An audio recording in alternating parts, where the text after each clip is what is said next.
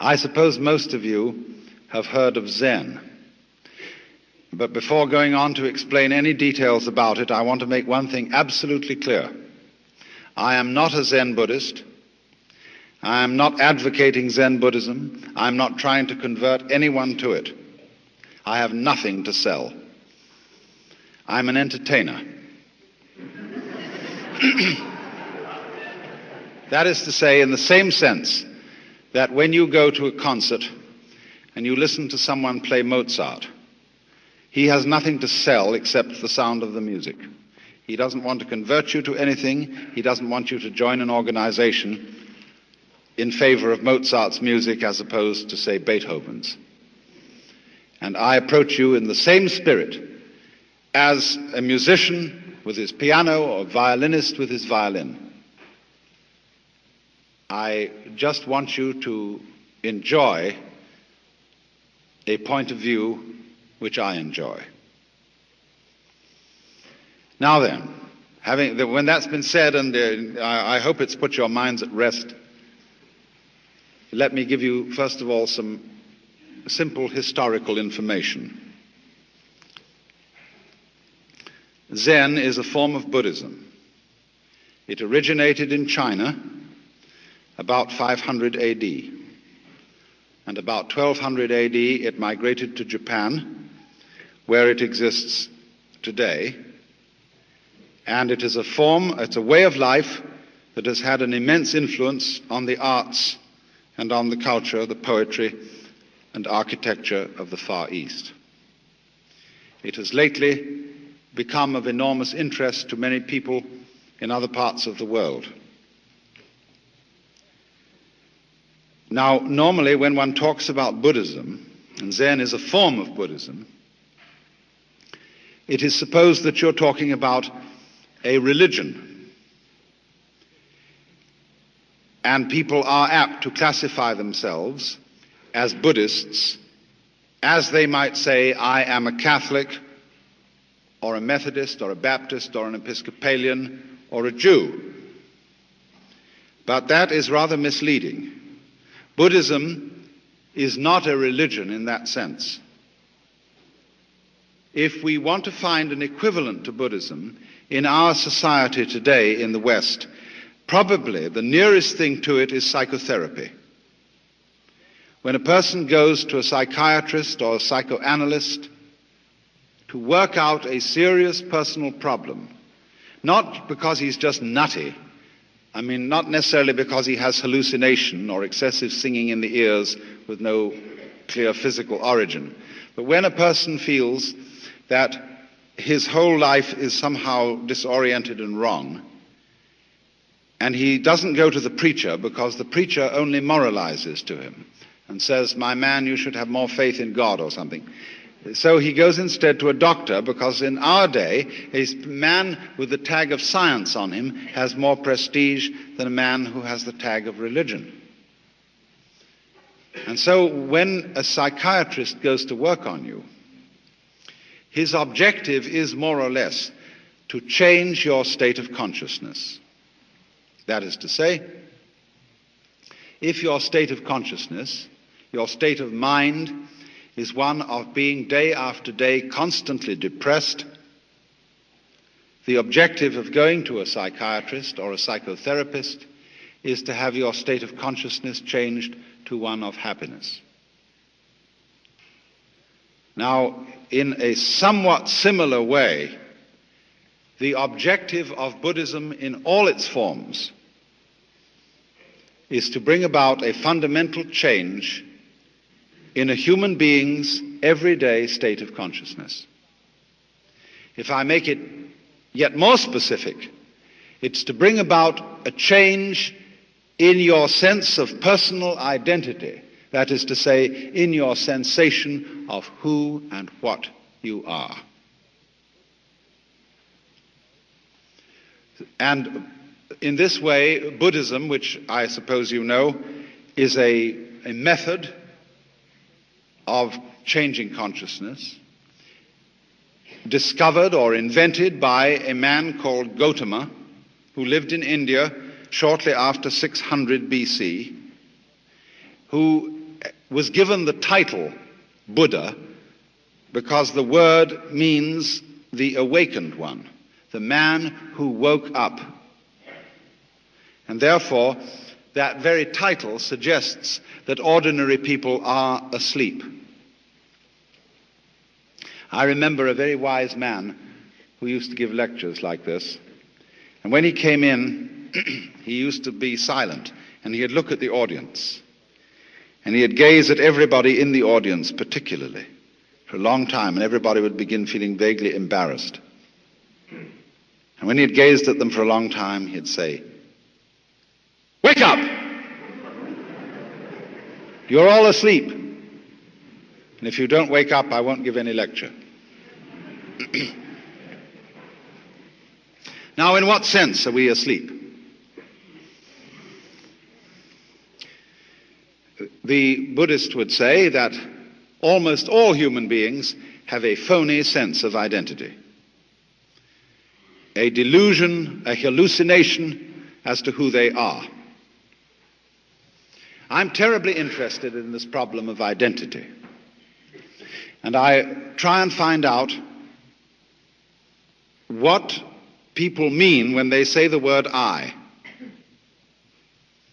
I think this is one of the most fascinating questions. Who do you think you are?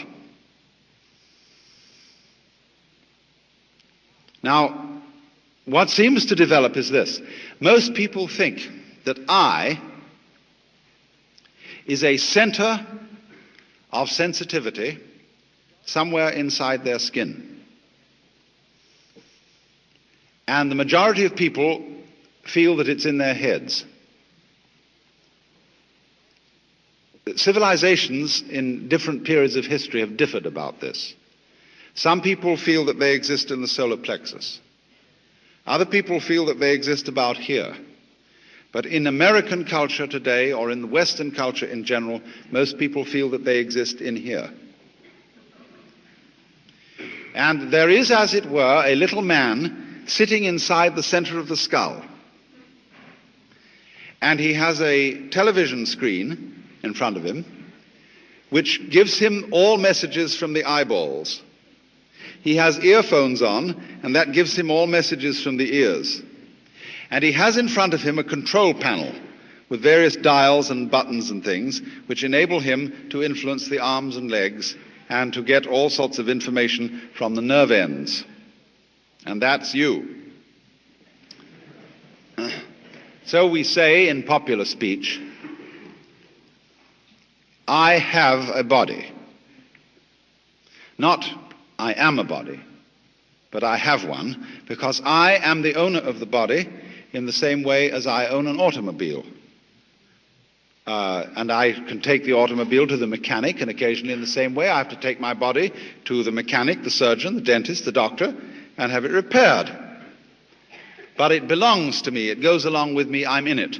A child, for example, can ask mother, Mom, who would I have been if my father had been someone else? That seems a perfectly simple and logical question for a child to ask, because of the presumption that your parents gave you your body and you were popped into it, maybe at the moment of conception or maybe at the moment of birth, from a repository of souls in heaven, and your parents simply provided the physical vehicle. So that age-long idea that is indigenous, especially to the Western world, is that I am something inside a body, and I am not quite sure whether I am or am not my body. Some doubt about it. I say, I think, I walk, I talk, but I don't say I beat my heart. I don't say I shape my bones.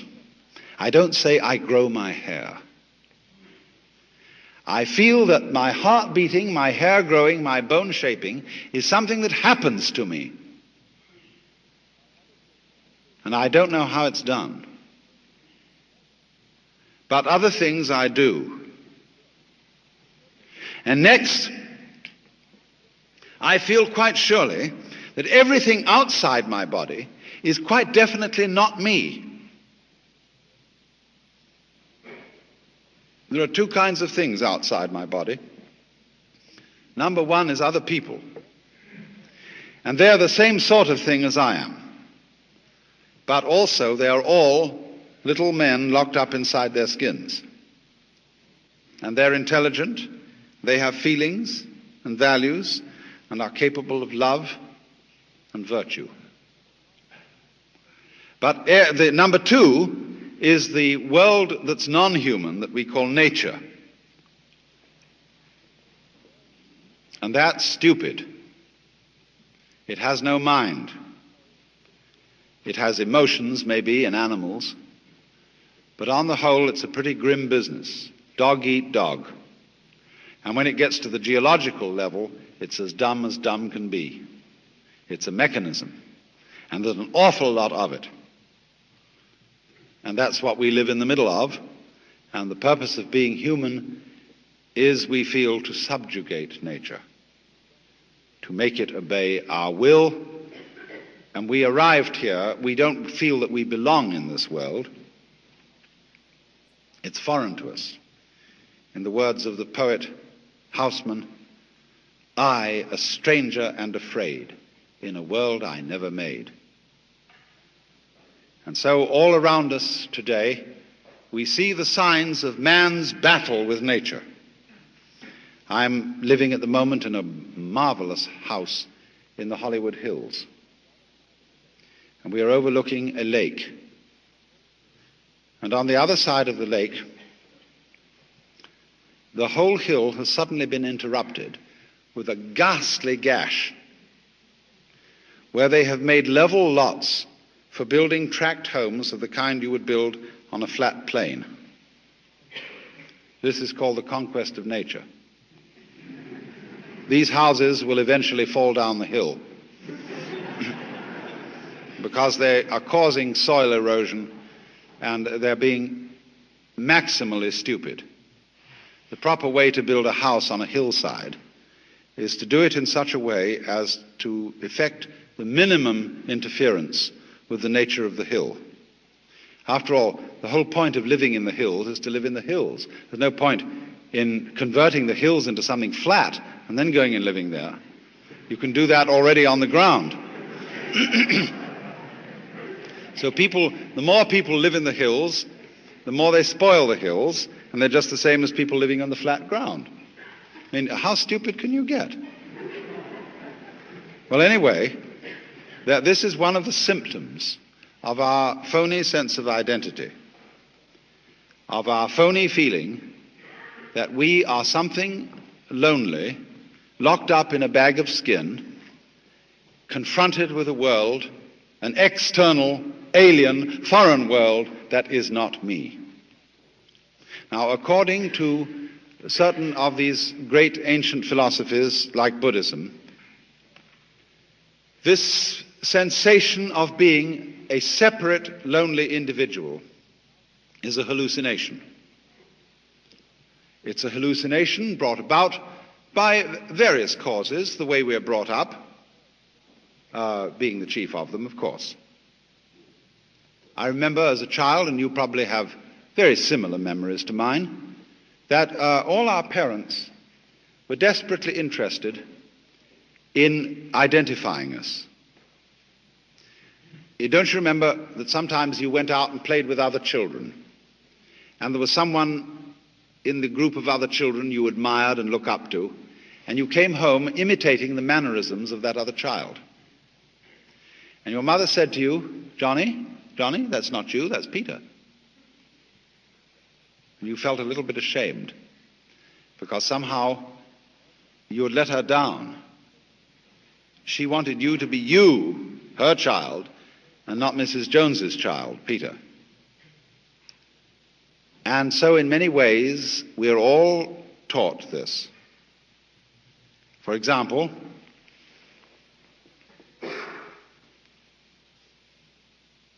the main thing that we're all taught in childhood is that you must do that which will only be appreciated if you do it voluntarily.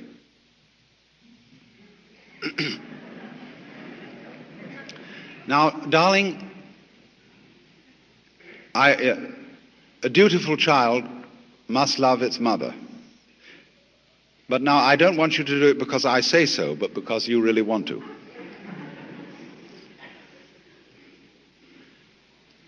Or you must be free. See, this comes into politics. Everybody must vote. You see, imagine, you're members of a democracy, and you must be members of a democracy. See, you're ordered to. Crazy. Also, thou shalt love the Lord thy God. Is that a commandment or a joke?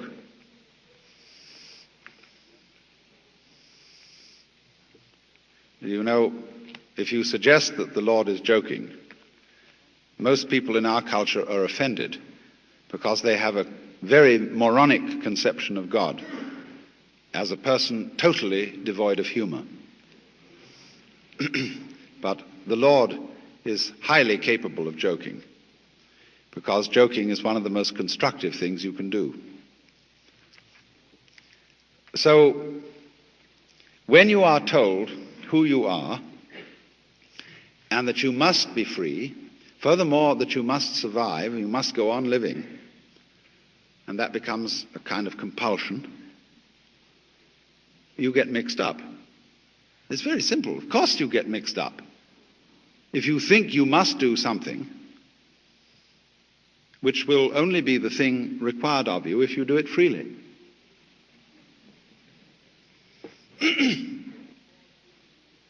These are the sort of influences, then, that cause human beings all over the world to feel isolated,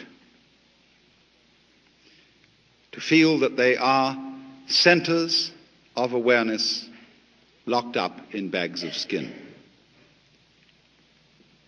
Now, this sensation of our identity can be shown and demonstrated to be false by some of the disciplines of our own science. When we describe a human being or any other living organism from a scientific point of view, all that means is that we're describing it carefully. We are going to describe very carefully what a human being is and what a human being does. All right. And we find that as we go on with that description, we can't describe the human being without describing the environment. We can't say what a human being is doing without also saying what the world around him is doing. Just imagine for a moment that you couldn't see anything up here except me. You couldn't see the curtains behind me. You couldn't see the stage. You couldn't see the microphone. You could only see me. That was all you could see. What would you be looking at? You wouldn't see me at all, because you wouldn't see my edges. And my edges are rather important for seeing me. My edges would be identical with the edge of your eyesight, with that vague oval curve, which is the field of vision. And what you would be looking at would be my necktie, my nose, my eyes, and so on, but you wouldn't see my edges. So you'd be confronted with a very strange monster, and you wouldn't know it was a human being. Because to see me, you need to see my background. And therein lies a clue of which we are mostly ignorant. In Buddhist theory, the cause of our phony sense of identity is called avidya, and that means ignorance, although it's better to pronounce it ignorance. Having a deluded sense of identity is the result of ignoring certain things. So when you look at me, and I manage by behaving up here in a kind of a more or less interesting way, I cause you to ignore my background because I concentrate attention on me. Just like a conjurer, a stage magician, in order to perform his tricks, misdirects your attention. He talks to you about something he's doing here, and he talks to you about his fingers and how empty they are, and he can pull something out of his pocket in plain sight and you don't notice it. And so a magic happens. That's ignorance. Selective attention, focusing your consciousness on one thing to the exclusion of many other things. So in this way, we concentrate on the things, the figures, and we don't concentrate on the background. And so we come to think that the figure exists independently of the background. But actually, they go together. And they go together just as inseparably as backs go with fronts, as positives go with negatives, as ups go with downs, and as life goes with death. You can't separate it. So there's a sort of secret conspiracy between the figure and the background. They are really one, but they look different. They need each other, just as male needs female, and vice versa. But we are ordinarily completely unaware of this. So then, when the scientist starts paying attention to behavior of people and things carefully, he discovers that they go together, that the behavior of the organism is inseparable from the behavior of its environment. So you see, if I'm to describe what I am doing, what am I doing?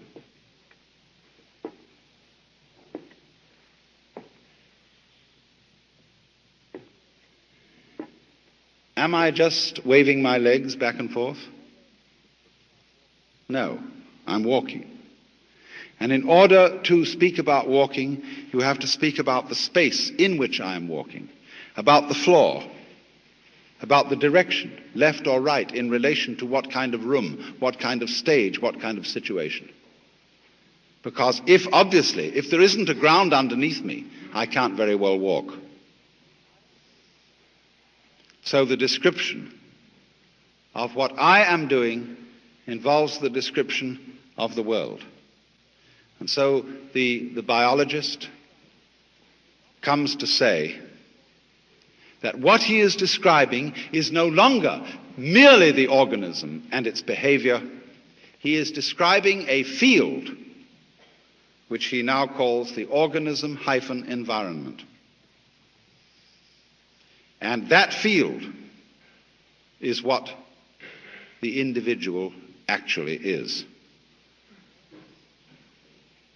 Now, this is very clearly recognized in all sorts of sciences. But the average individual, and indeed the average scientist, does not feel in a way that corresponds to his theory. He still feels as if he were a center of sensitivity locked up inside a bag of skin. The object of Buddhist discipline, or methods of psychological training, is, as it were, to turn that feeling inside out,